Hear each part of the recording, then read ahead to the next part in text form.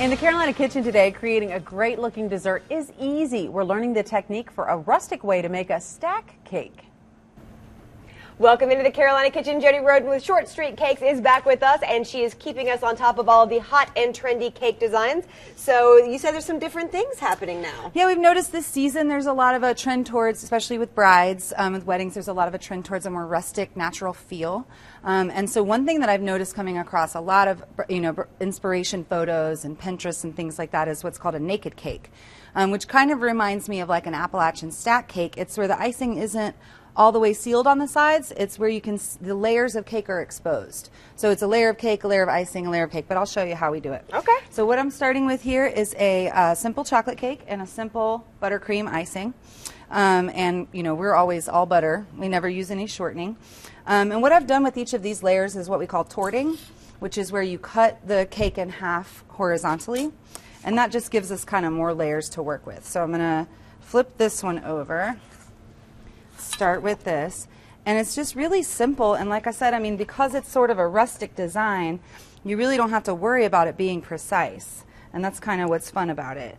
It's so this sort is of good for the at-home baker. Exactly. Because it doesn't have to be perfect. The natural style is very much, what's desired, and so it's kind of, don't fuss with it too much, don't worry about it too much, and you'll get the look that, that you're working for.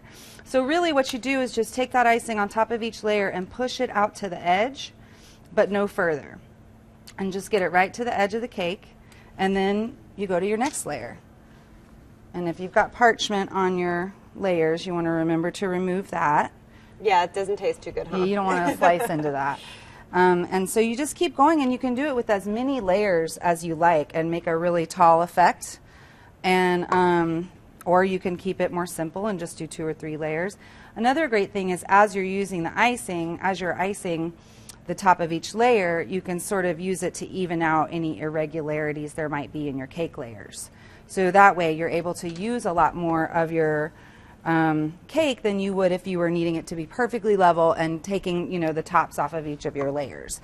So it's also a little bit more efficient as well. So if you've made a cake and it maybe doesn't quite stack up the way it's supposed to, it didn't quite bake evenly, exactly. This would be a good approach to use this kind of icing design, as Absolutely. you said, with that type of cake.